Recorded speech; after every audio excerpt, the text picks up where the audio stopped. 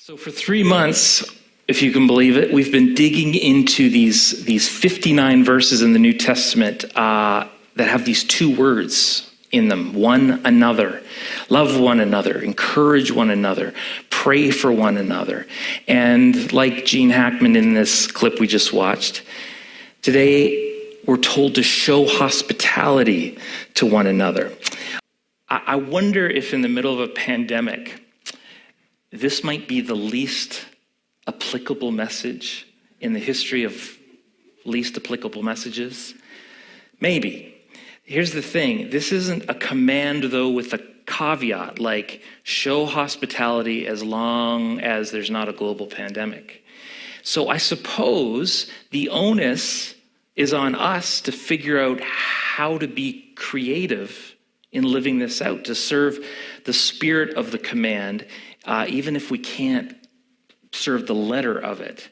And in a few minutes, I'd like to actually open up the open mic and take responses from you, from our live congregation, from our digital congregation, to kind of have us brainstorm together what it means to live out this command, especially now.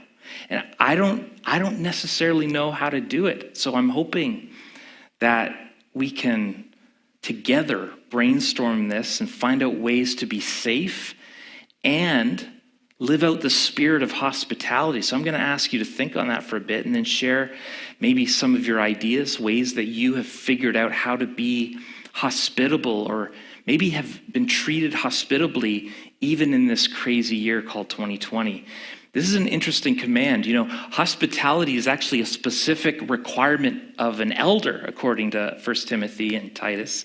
And in 1 Peter 4:9, it's a requirement of all us believers. A requirement. Did you know that the term for hospitality in this verse, going back to the Greek, literally means lover of strangers? Believers are called to be lovers of strangers. Wow. Do you think that that is the reputation most North American Christians have garnered over the years? The love of the foreigner, the love of the immigrant, the outsider. Back in the day, hospitality was absolutely vital to the spread of the gospel. I think it was as vital as the Roman roads, like travelers, letter carriers, pastors, apostles, evangelists. They relied on the hospitality of other believers in carrying out this message of Jesus. And because it was actually dangerous in the first century to spread the message of Jesus, not just from Jewish persecutors like Saul, who became Paul, but from this Roman hierarchy who called Caesar the one true God, hospitality literally was like life-saving for those fleeing from persecutors. In Romans 16 and in 1 Corinthians 16, it shows how hospitality was practiced by opening your home to host church. There wasn't a church building, right? Like you couldn't rent the local synagogue and teach about this new message of Jesus and grace. But for the first 200 years or so, there was no such thing as a church building. Imagine hosting church at your home week after week. Well, actually, I know some of you know exactly what that's like. People who have had beautiful experiences with what we call home church. Our context in 2020 is pretty different. It's different in North America than when these verses were written. Somewhere along the line, the idea of Christian hospitality began to diminish. I don't know why exactly. I think you can trace some of it back to when the church basically starts to become an institution, right? Around the 4th century, not only did it become an institution, but it becomes the socially accepted institution. Instead of this ragtag underground movement, people weren't being persecuted. They didn't have the need to seek out other Christians to give them food and clothing and housing, that sort of thing. A lot of that first century church MO for caring for people, for feeding the hungry, for taking care of the homeless and the widow and the orphan. Those things ended up getting delegated to other institutions. We end up with what we have today with churches and what we call parachurch organizations, nonprofits, and those are good things. In many ways, it allows the church to be more focused in some ways. But it did mean losing a bit of our reputation as a role model for hospitality, for serving the needs of the community, for being a place of safety, right? So churches still do these types of things. In fact, NAC partners with 2 other churches in our community to do just this sort of thing. We have a Serve Our City group that is meeting the needs of a demographic of people in Newmarket who, at least they know they have this place on this night where they'll get a good meal and a warm place, and at least in the short term, know that they are safe. I realize it's a drop in the bucket, but it's a way that we can return to our ministry of hospitality to the stranger, right? Now, this series, primarily called One Anothering, is mostly about how we treat the other believer, the people in our family called the church. And we call you brothers and sisters because we really have been adopted into this family of God. And most of the instructions are how we treat one another. And part of the rebuke or the admonition that we need to hear is that there are many people who've stopped coming to church because they really don't sense the spirit of community at church anymore. You've all been to churches, right? Where you go in, you listen to a sermon, you sing a few songs, and then you leave, but you never feel any connection to the people in the church. I hope that is changing. I hope that is changing at NAC, because ironically, the visitor or the guest who might be a stranger probably finds us pretty strange, right? We have insider language, and we have these raised hands, and we're standing and we're sitting and we're standing and we're sitting, and we have this little wafer and a little juice, and we call it blood and body, gross.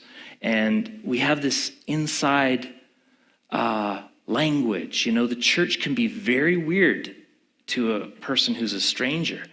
Now, we are truly trying to be a hospitable church, but it takes work. Jesus himself promises us in Matthew 25 that if we are hospitable to the least in society, then we're actually being hospitable to Jesus. If we're commanded to be hospitable to one another, and there are so many benefits of it, then why don't we? Well, this is not an exhaustive list, but here's some reasons I think that we are neglecting our command to be hospitable. One is just ignorance. I think for some, you just don't know that this is one of the commands of God, to be hospitable to one another. You haven't had an example of this in your life, maybe. Maybe you just never came across that scripture, but it is a requirement of believers. And honestly, for those of us who know this is a command, we might subconsciously diminish it to one of, the lesser commands, right? Sort of based on our own preferences. Like, studying scripture, that's important. We like admonishing one another. We're good at that. Praying for one another. Okay, I get that. But this sort of touchy-feely hospitality stuff, it doesn't quite rank in your top 10.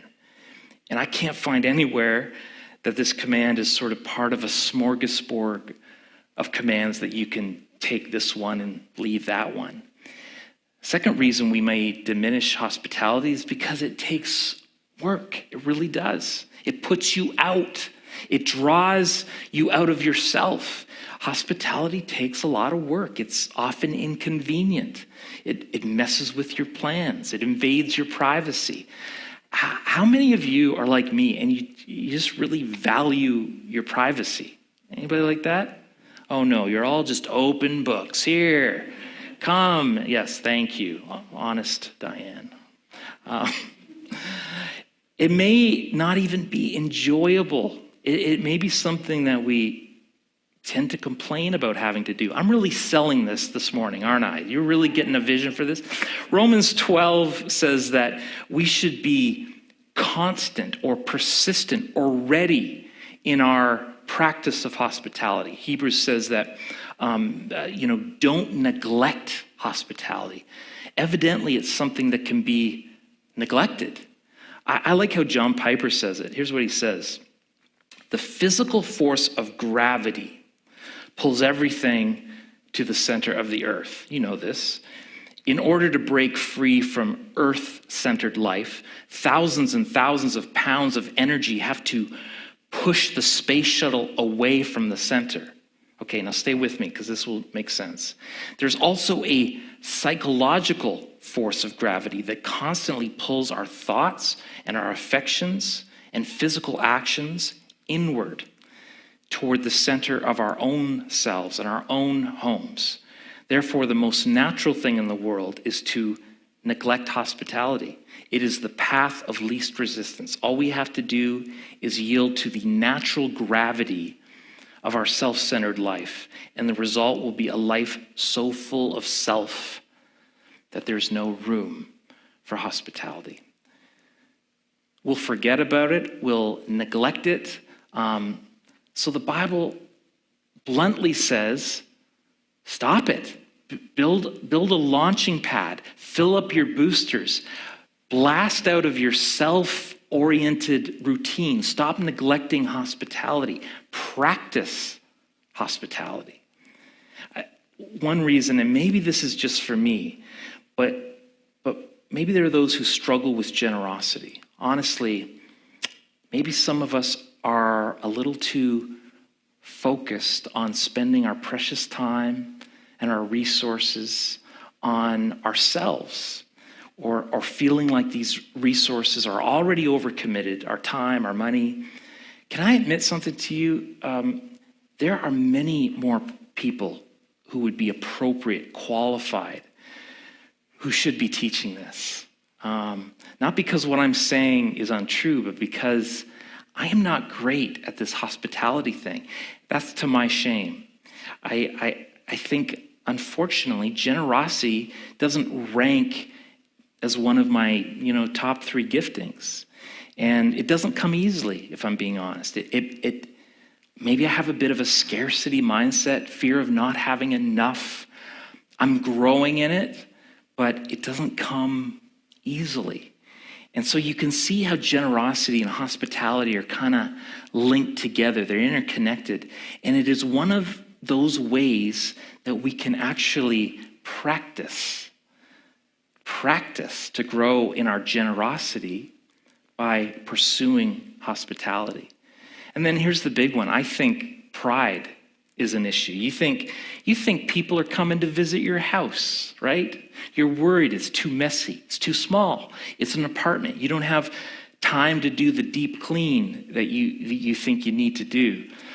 I remember this book, Karen Burton Main's, author of Open Heart, Open Home. It's a book I remember being in my mother's library, who, by the way, my mom, one of the great hospitable people of all time. Hi, Mom. I am sure she's watching because NAC has become their home church from London, Ontario. Hope you come to the annual meeting here in February, Mom. I don't know if it's her spiritual gift or something that she has just obediently cultivated over the years, but she's just a great host. Anyways, Karen Main's in this book tells a story. One morning she decided to read a novel instead of her planned housework.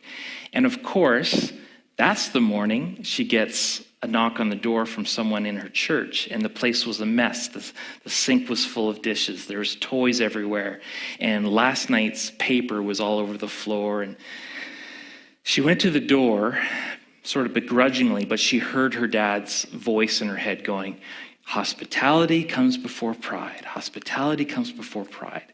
I mean, it's easy enough to say when your place is tidy, but she swallowed her pride and she let the person in. And after they came in and got sat down, after some conversation, this person said, "I used to think that you were perfect. I think we can be friends now." and there's another book by Shauna Nyquist, and honestly, all I need out of it is this title, Present over Perfect. Just be present over being perfect.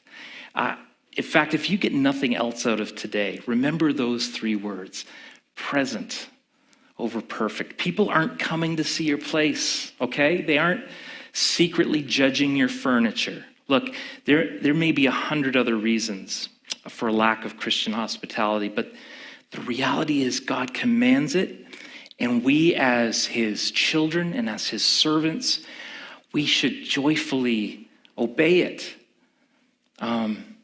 You hear that, Jonathan? Yes, I hear that. Well, there's one more little thing I need to tell you, Jonathan. Uh-oh, what is it? Well, it's just two little words at the end of 1 Peter 4:9. It says to practice hospitality without grumbling. Oh, come on. That's a bridge too far. I'll obey, but you cannot take my Canadian right away to complain about it and roll my eyes and dread it. Jesus wants us to show hospitality and do it with a right heart, the right attitude. It kind of defeats the purpose of hospitality if you complain the entire time or gossip when the guests leave the home, Oh, and by the way, could we all just erase the expectation of some kind of quid pro quo, this idea that if I show hospitality, then I'll be repaid somewhere down the future, like Luke 14:14 says. There are ways that we can totally nullify our obedience with having a bad heart about it, a bad attitude. Pharisees, they prayed for the benefit of others, for being seen. People can give money to get the credit for it or to have influence. That's not the heart of Jesus. So just let go of the idea of having to be invited back. Just let it go. It's like the comedian I remember when I was a kid who said, when they get the impression that a person that they've lent money to has forgotten or is not going to pay them back, they go to their home and break something of equal or greater value. Makes them feel better. Just let that go. Let that whole quid pro quo thing go. And I've also noticed that we tend to separate our lives in kind of two compartments, right? We have the public self, we have the private self. The public self, is what you let certain people see, but only certain things. You don't let them too close. The public self is often the workplace self. It's the marketplace self. Among strangers. That's your public self. And then we have this private self. The private self is very restricted. It's limited to friends and family and close associations. I think some of y'all need to learn to let more people into your private self. Hospitality, almost by definition, it means that you let more people into your private self. It is vulnerable by its very nature. The difficult thing is, ever since we were kids, we were told what? Don't talk to strangers. Keep away from strangers. Remember that? What happens is that we teach kids that are not to talk to strangers, and then we turn into adults, and we're still thinking, I can't talk to strangers. We've found a bit of that. Vicky is relentless when we go for a walk. And it is a subtle difference I have actually found between Alberta and Ontario, is that, when we're walking with our dog or whatever, Vicky makes a point of saying hi to everybody. And it startles them. Hey, hello. And she's almost defiantly friendly. Like people are clearly not making eye contact with her. Hi. Oh, yes, milady. We can talk to strangers. According to this Greek word, we can show love for the stranger. And there's a risk.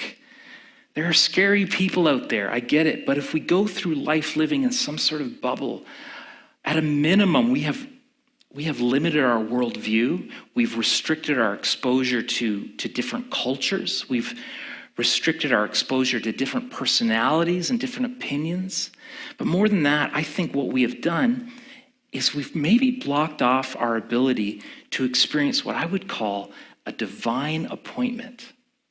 One of the coolest, craziest passages comes out of the book of Hebrews. Here's what it says. Keep on loving each other as brothers.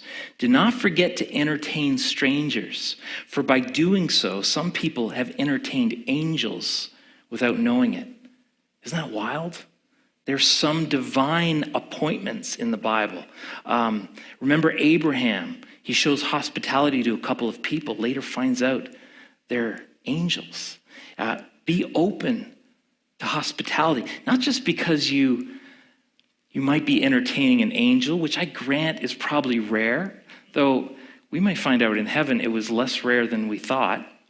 But be open to hospitality because you are opening yourself up to divine encounters, God moments that seem like coincidence, that were really ordained God appointments that required you to step out and say yes to an opportunity.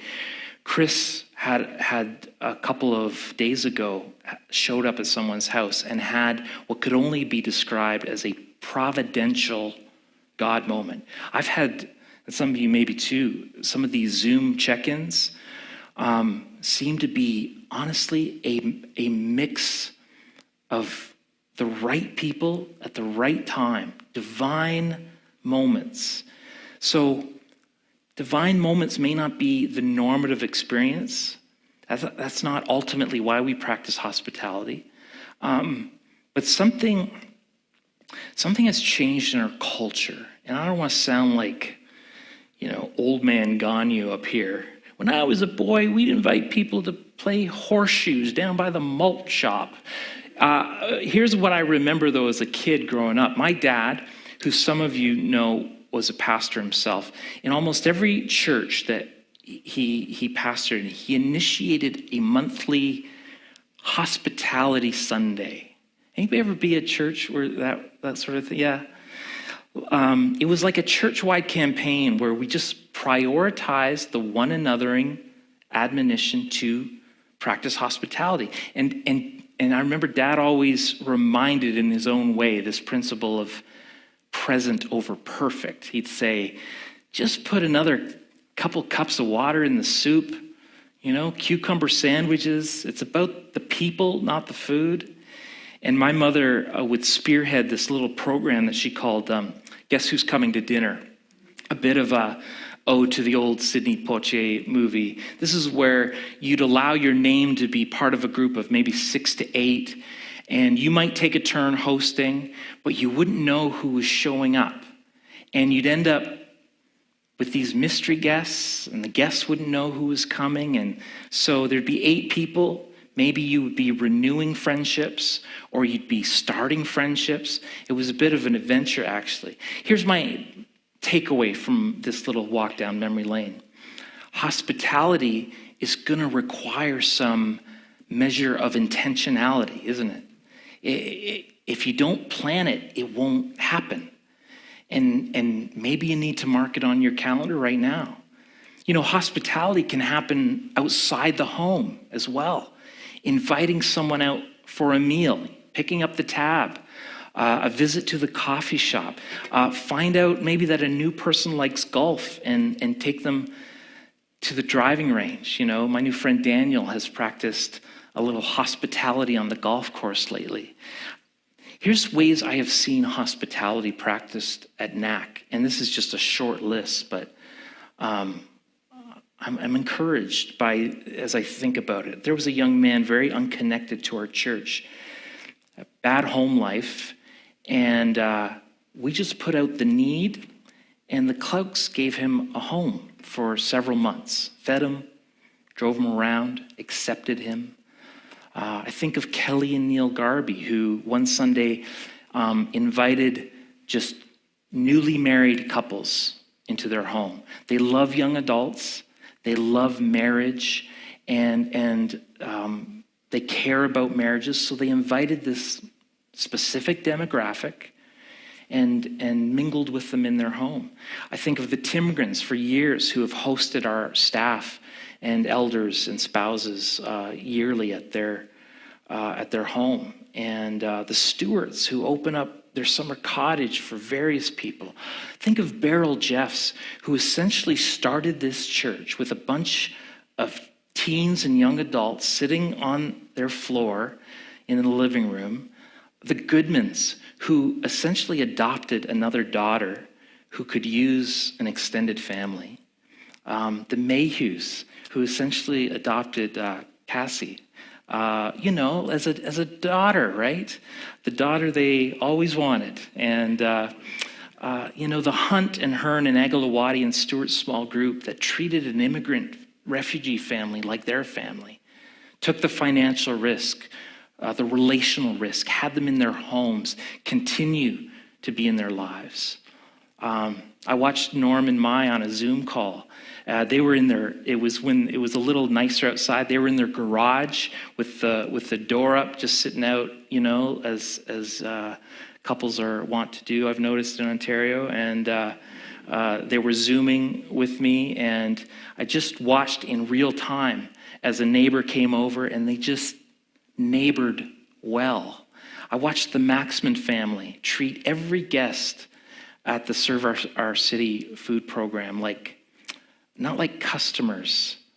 Well, if customers, it's of a high-end restaurant, more like guests in their own home. Treat them with dignity and care and respect. I could go on. Hospitality, though, makes a difference. It is Christ-like. And so back to the question I started with. Could this be the most untimely, irrelevant message possible in this season that we find ourselves in? Surely this is a one another that we can skip right now until there's a vaccine widely available. See, this is where we run into the tension of following Jesus or following the government. And that, by the way, that is not some anti-mask, anti-government, pro-conspiracy statement. I'm just acknowledging that the spirit of hospitality, the spirit of the command of Jesus does not change in the middle of a global pandemic. But I don't necessarily know how to live this out well. So I'd like to open up the mic. I'd like to hear from you, folks who are worshiping with us online. You know the number to text. Could we brainstorm this together? How do we practice at least the spirit of hospitality in a pandemic? Have you experienced some measure of hospitality from others during this time? Are there ways that you have offered hospitality to others during this time? Does anybody have an idea or a real experience? As you're thinking about this, I was actually going to tell a story about Jacob and Liz, but maybe he'll tell it.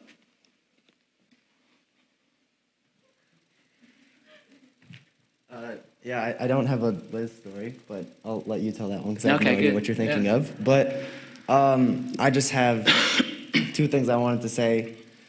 I love the idea. I work on this every day of my life. I love the idea of I'm gonna make Liz roll her eyes here because I'm quoting a bunch of inspirational garbage YouTube videos that I love. But I love the idea that strangers are just friends you haven't met yet, and I wear clothes sometimes, and I have a mask coming in that has this logo written on it, and it says love over fear, and it's just something that I try and live out every day of my life, because there's always a million reasons not to do something. I have been an introvert my whole life. I get social anxiety, and I always try my best to just go and talk to somebody that I don't know on the bus or something like that. And I always just I psych myself out sometimes, and I'm not great at it, but I'm still working on it. I always make up a million reasons why I shouldn't do this thing, like if they're just not interested or if they're having a bad day and they take it out on me or something. There's always a million reasons not to do something, but it's rare that I'll go out and actually do it and then it goes wrong. So if you're thinking about opening your home or talking to strangers or showing love, there's no wrong way to show love, really. If you have that, just go ahead. Dude, that's so good, man. Thank you, Jacob. The second thing I wanted to say was actually an example of hospitality. I've had Rosa actually open up your backyard, and we've been able to stay socially distant and sit around a campfire. And we've had some nice worship nights. We've had just some nice talks. It's a wonderful place of just opening up, just if you have a big enough space that people can stay distant and you're outside. I know it sucks because winter's coming, so it's harder to do that.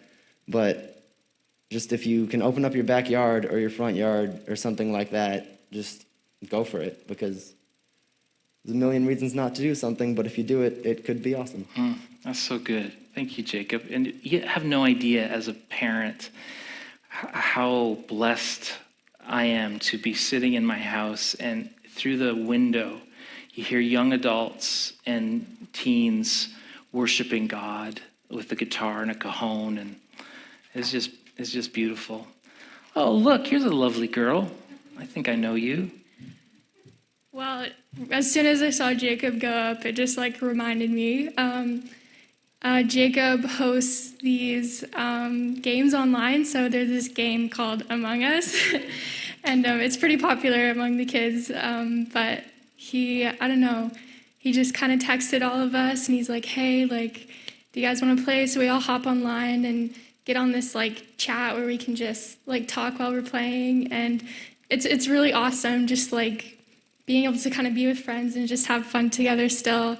Sometimes Liz will host it, or even the Rogers will be like, "Hey, do you guys want to hop on?" And it's really cool. So I think that's just been a fun way to, de-stress and hang out with friends. So Totally. So yeah, it's been cool. Creative way. I was also asked Glenn the other day, hey, what'd you do last night? And he said, actually, we had Liz and Jacob over. We stayed outside, got the propane heater, which I know are selling out everywhere. But he's like, I didn't think, 6 months ago I'd be entertaining in November outside, but it was good, and it was doable. Anybody else have an idea or a story or an experience? Love to hear from you. Right on, Heather. Heather loves talking on the microphone. That's one thing I know about it. No, that's the opposite. So this is brave of you. Okay. I've got two things. One of them is there was a gentleman that just moved in next door to me that I had not met. I actually didn't know that he was actually living there until maybe 3 weeks ago, or maybe a month ago.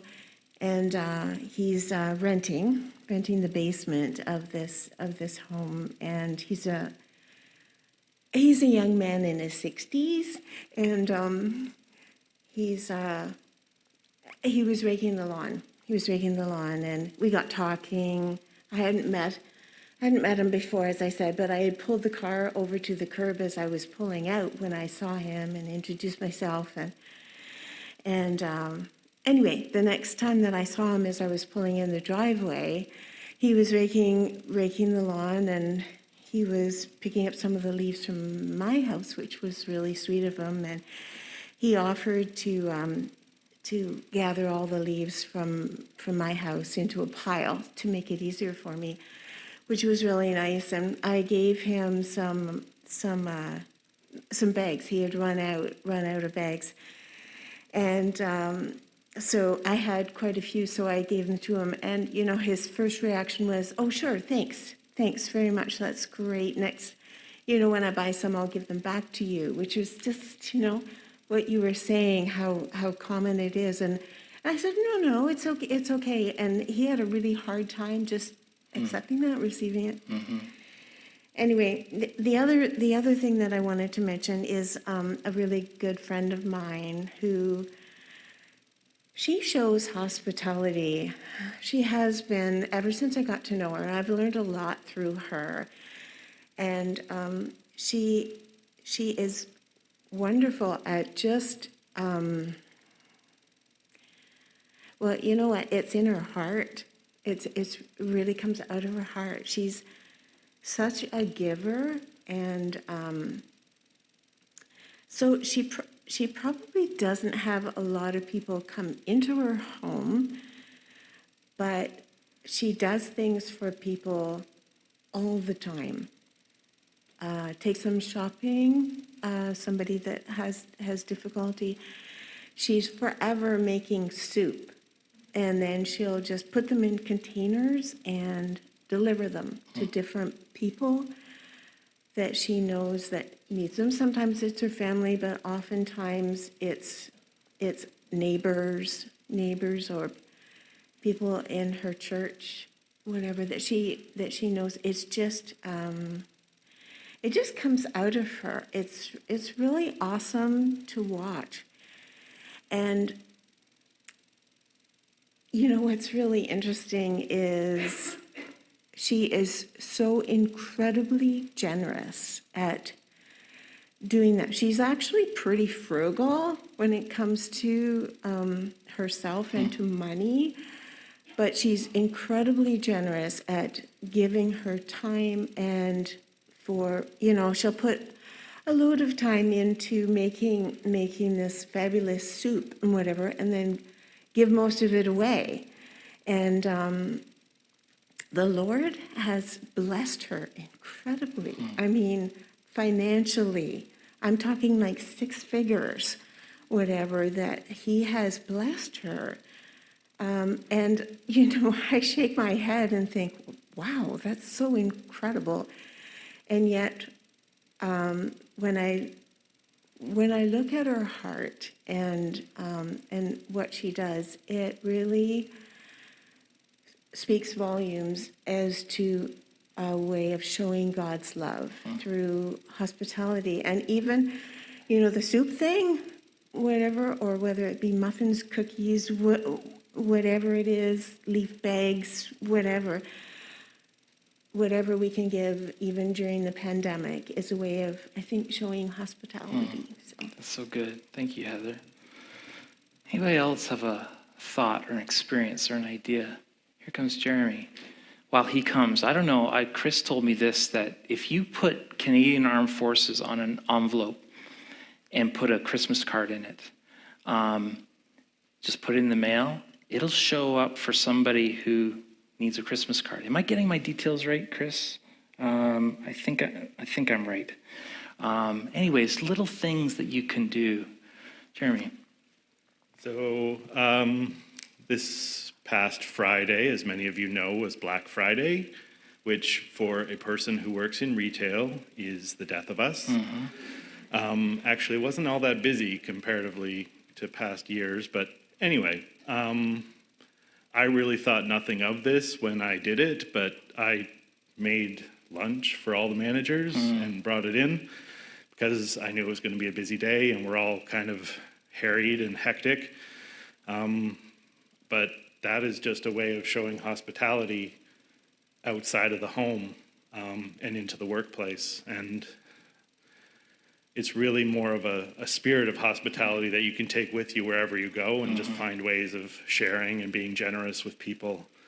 And I think if we are just creative, we can figure that out. Boy, that's so good, Jeremy. That's so good. Yeah. Any other thoughts on that? Oh, look. Are you coming up to play, or are you coming up to talk? You remembered what you're going to say this time?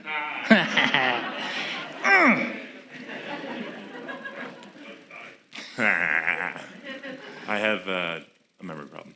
Anyways,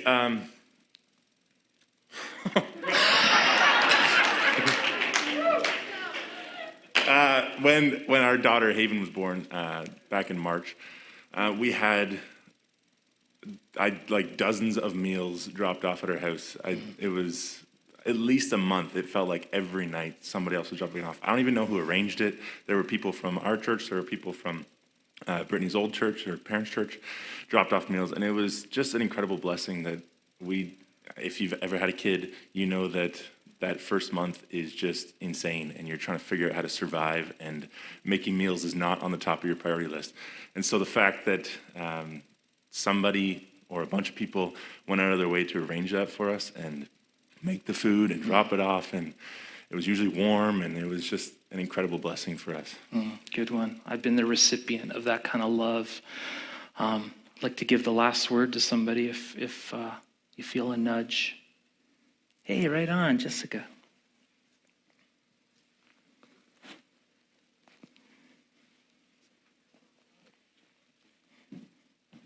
Hi. So I think it's really about trying to figure out who really needs, because we can't just have people in our homes the same way we used to. So I've found it's about figuring out who that you know or that other people know are really in need of hospitality, and bringing it to them instead of them coming to you. So encouragement to the younger generation. This is really, really hard on the older generation who really can't leave and like see their kids and like their grandkids grow up. I started writing letters to my grandma, and she was like over the moon. Like she would talk to my dad for like hours on the phone, be like, I can't believe Jessica's sending me mail. Like a handwritten? Yeah, like good a for you. handwritten mail. So I don't know, just really small things that don't take that long could mean like the world to somebody.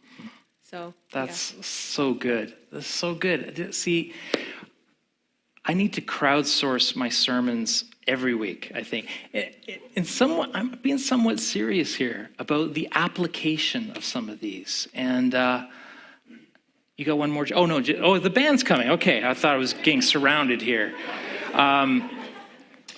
There's this author, Rosaria Butterfield, and here's what she says. Know that someone is spared from another humiliating fall into internet pornography because he's instead walking with you and your kids and dogs. That's one model of how the Lord gives you daily grace and a way to escape. Know that someone is spared the fear and darkness of depression because she's safely in community where her place at the table is needed and necessary and relied upon. Know that host and guest are equally precious and fragile, and that you will play both roles throughout the course of this life. We practice hospitality primarily because of the hospitality that was first shown to us. We send out the welcome mat because I think God first sent the welcome mat for us. You know, we at one point have been strangers or aliens in this world. We have all at one point been lost. We have been wanderers. We have been separated from our home, at the very least separated from our spiritual home and our eternal Father. We have all sinned and fallen short of the glory of God. But as this story will be told throughout December and throughout every December, Jesus initiated. He came to us. He became Emmanuel, God who is with us in our mess and our brokenness. He is both present and perfect.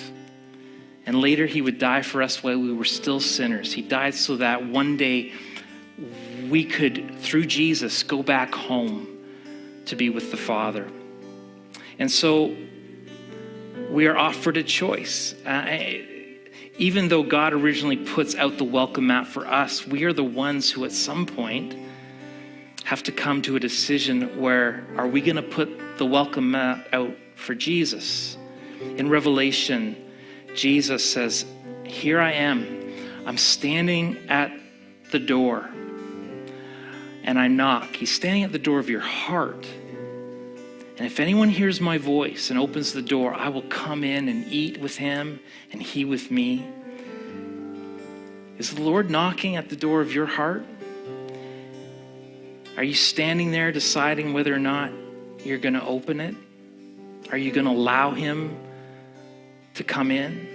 We are clearly called to practice hospitality, not just among our close friends and our family and those inside our bubble, but to the stranger as well. And in order to do that, in order to have enough love to even be able to do that, we have to be willing, I think, to first accept the hospitality of God. Here I am. I'm standing at the door of your heart. I'm knocking. And if anyone hears my voice and opens the door, I will come in and eat with him and he with me. Will you stand together?